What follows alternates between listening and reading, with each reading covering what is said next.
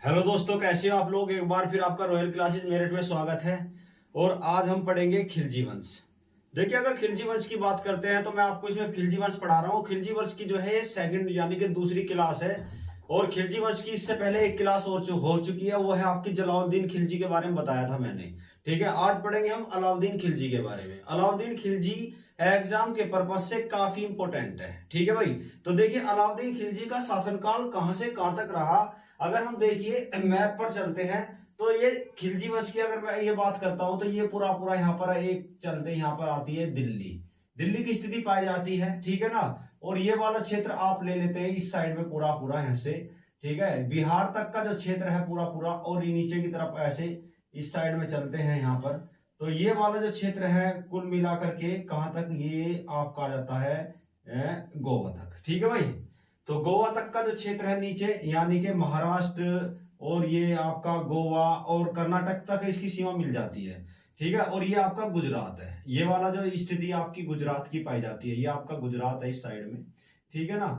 ठीक। और ये वाला जो पूरा पूरा हिस्सा है ये आपका अलाउद्दीन के जो अलाउद्दीन के शासन के अंतर्गत आता था, ये पूरा पूरा हिस्सा। ठीक है, भारत का। ठीक भाई। अब इसके अलावा जो अगर बात करते हैं तो ये जो है उस टाइम पे पाकिस्तान अलग नहीं था, ये भी भारत का हिस्सा था। ये आपका पाकिस्तान, ये भी क्या है, अलाउद्दीन का हिस्सा हुआ करता था, ये आपका जो आज पाकिस्तान है। ठीक है भाई। और पाकिस्तान के अलावा जो पाकिस्तान से ऊपर की जो सीमा लगती है ना, ये आपका अफगानिस्तान, ये भी क्या है, ये आपका अफगानिस्तान, ये भी अलाउद्दीन का हिस्सा, शासन का हिस्सा था। ठीक है ना। तो कहने का मतलब क्या है कि जो आपका अलाउद्दीन था उसकी जो सीमाएं थी, जो शासन की सीमा थी, वो ईरान से लगती थी। किससे लगती थी, ये आपका ईरान है इस साइड में। ठीक भाई। ये आपका ईरान है, तो इसकी सीमा किससे लगती थी, आपकी ईरान से लगती थी। किससे, ईरान से सीमा लगती थी। कहने का मतलब ये है आपका। ठीक भाई। तो ये आपका ईरान हो जाता है यहाँ पे। तो ये आपकी अलाउद्दीन खिलजी की जो सीमा थी शासन की, वो ईरान से लगती थी। तो ये पूरा पूरा क्षेत्र आपको यहाँ पर दिखा रहा हूं, ये पूरा पूरा क्षेत्र किसका था, अलाउद्दीन खिलजी का था। ठीक है भाई। तो अलाउद्दीन खिलजी का ये पूरा क्षेत्र था। ठीक, अलाउद्दीन खिलजी, खिलजी वंश। तो आप यहाँ पे डाल दो अलाउद्दीन खिलजी। तो अलाउद्दीन खिलजी के बारे में आज बात करेंगे भाई। अलाउद्दीन खिलजी से कहां कहां से क्वेश्चन आते हैं, एग्जाम में कहां कहां से जो है क्वेश्चन पूछे जाते हैं। ठीक भाई। तो सबसे पहला पॉइंट आता है कि ये बताओ अलाउद्दीन खिलजी का शासनकाल कब से कब तक रहा। अगर शासनकाल की अगर मैं बात करता हूं, इसका शासनकाल कब से कब तक रहा, तो शासनकाल जो रहा इसका, ये शासनकाल रहा 1296 से लेकर के और जो है 1316 तक रहा। ये इसका शासनकाल रहा। तो कितने वर्ष तक इसने शासन किया, अगर मैं आपसे बात करता हूं तो कुल मिलाकर 1296 से लेकर 1316 के बीच इसने शासन किया। अब इसमें से आता है कि इसके बचपन का नाम क्या था। इसके बचपन का नाम, अलाउद्दीन के बचपन का नाम था गुरशस्प। क्या नाम था इसके बचपन का नाम, अलाउद्दीन के बचपन का नाम था गुरशस्प। ये भी एग्जाम में पूछा जाता है। ठीक है भाई। फिर इसके पूछता है कि भाई ये आया कहां से था अलाउद्दीन खिलजी। अलाउद्दीन खिलजी किसका दामाद था, ये मैंने पहली वाली वीडियो में बता दिया। अलाउद्दीन जो खिलजी था ये दामाद किसका था। अगर दामाद की बात करते हैं तो दामाद और भतीजा, मेरी बात समझ रहे हो, दामाद और भतीजा किसका था, ये जलालुद्दीन का, ये जलालुद्दीन खिलजी का था। किसका, जलालुद्दीन खिलजी का दामाद और भतीजा था। और जलालुद्दीन खिलजी की हत्या कौन करता है, अलाउद्दीन खिलजी, जलालुद्दीन खिलजी की हत्या करके गद्दी पर बैठ जाता है 1296 में। कब बैठता है, 1296 जैसे गद्दी पर बैठता है। इसने अपना, अगर मैं आपसे पूछता हूं तो यहीं पर क्या है, 1296 में ये अपना राज्याभिषेक कराता है। और राज्याभिषेक जब कराता है 1296 में, तो उस टाइम पे क्या है, ये स्वीकृति क्या है, खलीफा से स्वीकृति प्रदान नहीं करता। ठीक है, या सॉरी, हाँ, खलीफा से स्वीकृति नहीं लेता है। ठीक है ना। और ये क्या है, नासिर अमीर उल मोमिन, एक उपाधि के साथ बैठता है, उसकी है नासिर अमीर उल मोमिन। नासिर अमीर उल मोमिन, उल मोमिन की उपाधि के साथ ये क्या है, गद्दी पर बैठ जाता है। ठीक है भाई। और इसके द्वारा एक और उपाधि धारण की जाती है, सिकंदर सानी की उपाधि। कौन सी है, सिकंदर। ठीक है भाई। सिकंदर सानी की उपाधि भी इसके द्वारा जो है ग्रहण की जाती है। सिकंदर सानी, अपने आप को क्या है, इसने सिकंदर द्वितीय भी कहा है। अपने आप को सिकंदर द्वितीय की उपाधि या सिकंदर सानी की उपाधि से भी संबोधित किया है। किसने? अलाउद्दीन खिलजी ने। यह भी एग्जाम में क्वेश्चन पूछा जाता है। ठीक है भाई। अब इसके अलावा देखिए भाई, ये पूरा पूरा जो क्षेत्र है मैं आपको बता दिया कि अलाउद्दीन खिलजी का कहां से कहां तक था। लेकिन इसके नीचे एक और क्षेत्र आ जाता है आपका, जैसे आपका यहाँ पर है, अगर मैं बताता हूं, ये आपकी श्रीलंका, श्रीलंका है। और इसके बाद में क्या है, क्षेत्र तो क्या था, पूरा पूरा दक्षिण भारत पर विजय प्राप्त कर ली थी। दक्षिण भारत पर विजय भी क्या है, लेकिन अधिकार जो था वो अधिकार इसका जो रहा था वो गोवा तक रहा था। लेकिन अधीनता जो रही थी वो कहां तक रही थी, नीचे तक, आपके दक्षिण भारत है। संपूर्ण दक्षिण भारत के राज्य जितने भी शासक थे इसके अधीन आ गए थे, उनसे कर लेता था। और ये कर लेने में सहायता जो सहायता मिली थी वो था आपका, इसका एक सेनापति था अलाउद्दीन खिलजी का, उसका जो अगर मैं बात करता हूं, जिसे 1000 दिनारी के नाम से भी जाना जाता है। क्या? 1000, जिसे 1000 दिनारी भी कहा जाता है। ठीक है ना। उसका नाम था मलिक काफूर। क्या नाम था? मलिक काफूर। तो एग्जाम में क्वेश्चन पूछा जाता है कि मलिक काफूर कौन से अभियान के दौरान अलाउद्दीन खिलजी के द्वारा लाया गया था, या किस अभियान के दौरान इसे खरीदा गया था। तो देखिए, मैं आपसे कह रहा हूं कि 1296 में अलाउद्दीन खिलजी गद्दी पर बैठ जाता है। और गद्दी पर बैठने के पहले क्या है, सबसे पहले ये आपका क्या है, यहाँ पर जो है इक्ता प्रथा को समाप्त कर देता है। मेरी बात समझ रहे हो? इक्ता प्रथा समाप्त कर देता है। और इक्ता प्रथा शुरू किसने की थी? इक्ता प्रथा की शुरुआत किसके? इल्तुतमिश के द्वारा। इक्ता प्रथा क्या था? इक्ता प्रथा के स्थान पर वो शुरुआत करता है सैनिकों को नगद वेतन। तो नगद वेतन की शुरुआत की गई किसके द्वारा? अलाउद्दीन खिलजी के द्वारा। फिर इसके बाद में नगद वेतन की शुरुआत कर दी गई। अब इसके बाद में जो है पेंशन, ठीक है ना, या पेंशन उपहार, पेंशन उपहार, या क्या है, एक मदद के तौर पर जो भी जमीन, मदद के तौर पर जो भी अमीरों को जमीन दी गई थी उनको सबको क्या वापस ले लिया और उसे सरकारी भूमि बना दिया। क्या बना दिया? सरकारी भूमि में कन्वर्ट कर दिया। ठीक है भाई। सरकारी भूमि में कन्वर्ट किया। तो वे जमीन कौन सी थी? जैसे मदद मास, ठीक है ना, मदद मास जमीन थी। एक क्या था आपकी मिल्क, मिल्क भी जो है, एक जो है जैसे मदद मास, मिल्क है, ठीक है ना, ये सारी जो जमीन थी ये क्या है, जो अमीरों को मिली हुई थी, सभी अमीरों से जमीन ली और क्या है, सरकारी भूमि में कन्वर्ट कर दिया। ठीक है भाई। तो ये भी एग्जाम में क्वेश्चन पूछा जाता है। तो आपको सिकंदर सानी हो गई है। और इसके बाद में अब इसके अलावा इसने और कौन कौन से काम करे, इसने जो है एक चराई कर लगाया। कौन सा? अब इसने कर कौन से? चराई कर की शुरुआत कर दी। चराई कर क्या था? दुधारू, जो दूध देने वाले पशु थे ना, दुधारू पशु, ऐसा कह सकते हो आप, दुधारू पशुओं पर लगाने वाला कर था। कौन सा? दुधारू, दूध वाले जो पशु थे उन पर लगने वाला चराई कर था। एक कर था आपका कौन सा? गड़ी कर। गड़ी कर किस पर लगाया गया? घरों पर लगने वाला कर था। किस पर? घरों पर लगने वाला कर भी किसने? अलाउद्दीन खिलजी ने। दो नए करों की शुरुआत की थी। एग्जाम में पूछे जाते हैं कि चराई कर और गड़ी कर, दो कर कौन से लगाए थे अलाउद्दीन खिलजी ने?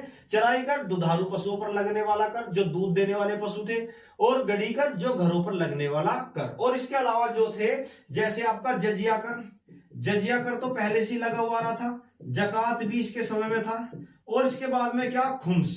ठीक है भाई, खुम्स भी था। और इसके बाद में क्या? खैराज भी था। ठीक है भाई। खैराज क्या था? ये लगान के रूप में लिया जाता था। ठीक है भाई, लगान के रूप में लिया जाता था। खुम्स क्या था? लूट के माल पर, लूट के माल पर लिए जाने वाला, यानी कि लूट के माल पर लगने वाला कर था। कहने का मतलब ये है।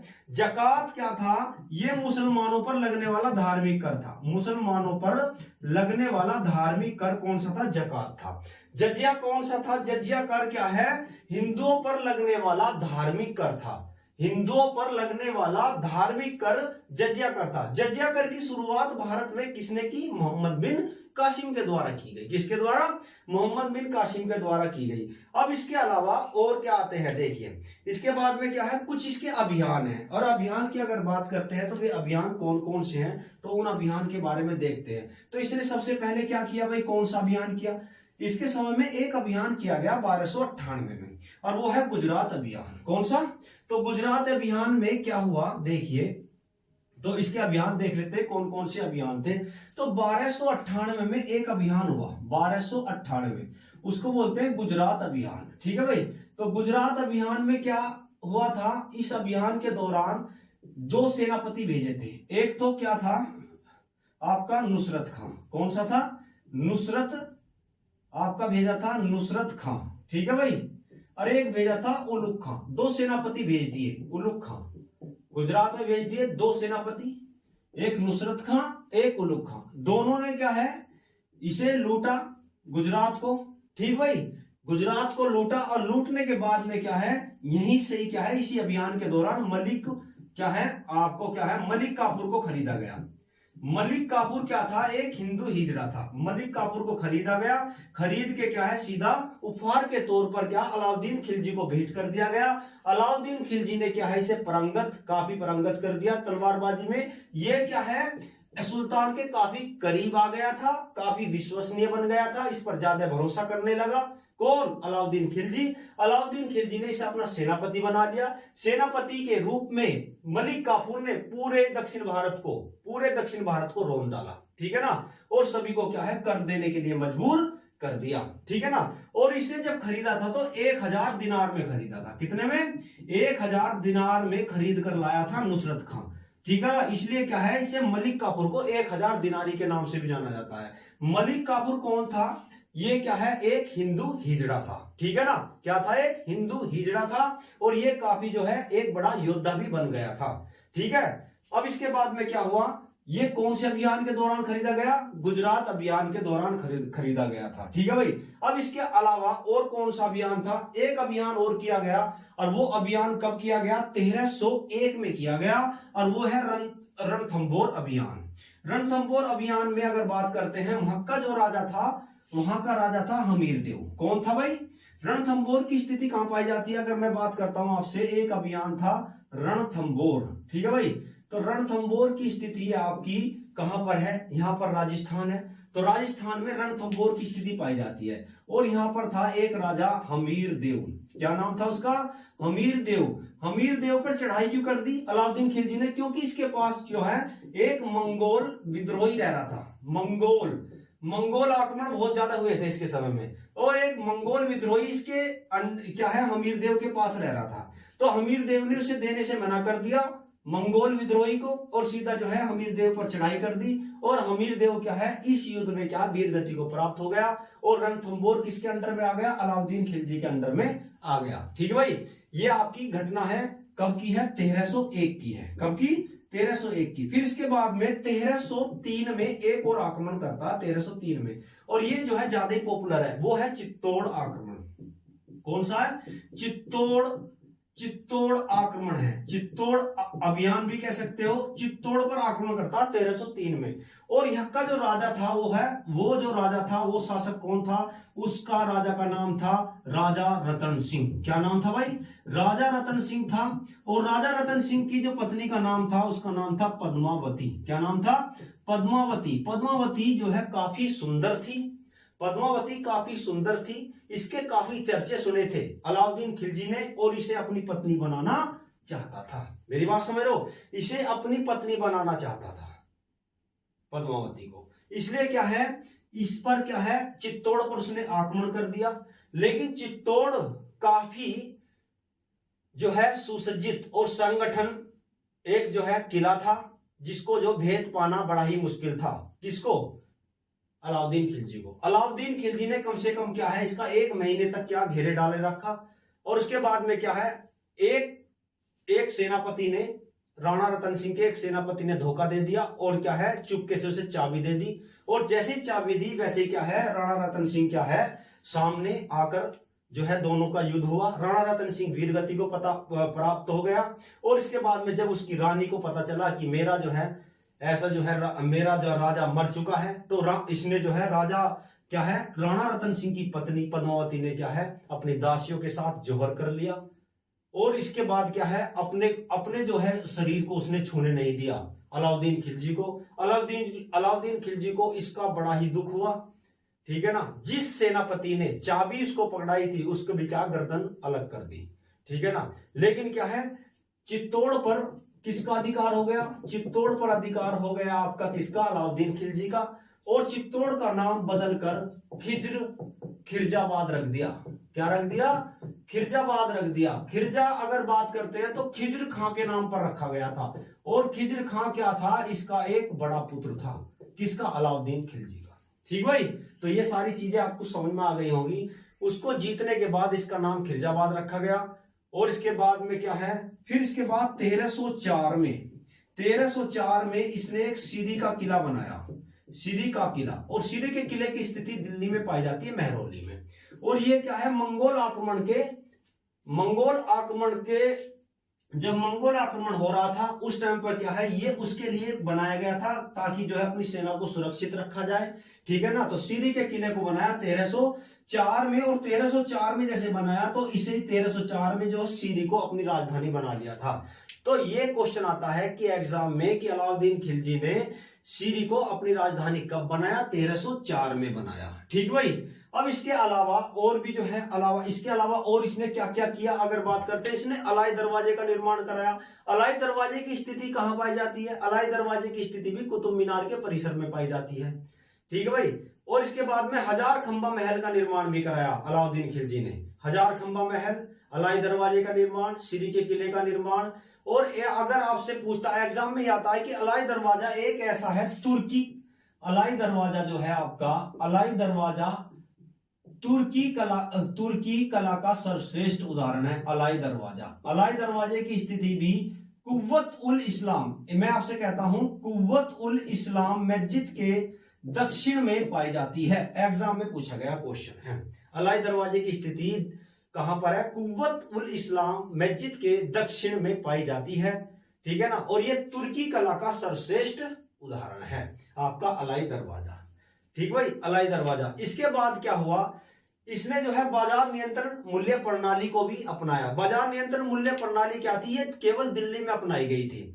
और इसमें क्या है, अगर कोई कम तोलता हुआ पकड़ा गया तो उसका उतना ही जो है यानी कि मांस काटकर उसमें रख दिया जाता था। ठीक है ना। तो यहां पर क्या है, कम तोल कर देने की प्रथा काफी प्रचलित थी, इसलिए क्या है, उसने बाजार नियंत्रण मूल्य प्रणाली को अपनाया गया। लेकिन ये दिल्ली के आसपास के क्षेत्रों में ही सीमित रही, पूरे भारत में जो है इसे लागू नहीं किया गया। ठीक भाई। तो ये अब इसके बाद में क्या, बरीद गुप्तचर वगैरह जो है, इसने जो यानी गुप्तचरों वगैरह की जो गुप्तचर की एक संस्था बनाई जिसे बरीद कहा गया। इसने दीवाने ए अर्ज एक नया विभाग चलाया, दीवाने ए वजारत चला गया जो एक मुख्यमंत्री का पद होता था। और इसके बाद सुल्तान के बाद इसकी जो है बड़ी महत्ता थी। ठीक है ना। दीवाने अर्ज जो था ये एक युद्ध मंत्री होता था जो वजीर पद के बाद जो है इसका काफी महत्वपूर्ण स्थान था। ठीक है। अब इसके अलावा धीरे धीरे क्या है, इसने प्रशासन, इसके बाद क्या है, इसने जो है सैन्य जो है प्रबंधन भी, जैसे घोड़े दागने की प्रथा भी इसने अपनाई। घोड़े दागने की, जैसे कोई भी घोड़ा अगर रखता था, मान लिया किसी के पास 100 घोड़े हैं, अगर जब युद्ध होता था तभी वे घोड़े इस्तेमाल होते थे। लेकिन उससे पहले क्या था, अलाउद्दीन खिलजी से पहले जिसको 100 घोड़े दे दिए जाते थे वो अपने प्राइवेट काम में भी यूज ले लेता था। लेकिन क्या उस पर क्या मोहर लगा दी गई, अगर कहीं घोड़ा, सरकारी घोड़ा कहीं प्राइवेट काम करता हुआ पकड़ा गया तो उसको दंड दिया जाता था। इसलिए घोड़े दागने की प्रथा और सैनिक हुलिया चेंज करने की प्रथा भी इसने अलाउद्दीन खिलजी ने चलाई थी। ठीक है। ये भी एग्जाम में आया हुआ क्वेश्चन है। तो अलाउद्दीन खिलजी के द्वारा जो चलाए गए कार्य जो मैंने बताए, कौन कौन से कर लगाए गए। इसके बाद क्या, 1316 ईस्वी में क्या हुआ था, 1316 ईस्वी में क्या, इसकी जो है चर्म रोग के कारण क्या, इसकी मृत्यु हो जाती है। चर्म रोग के कारण 1316 ईस्वी में।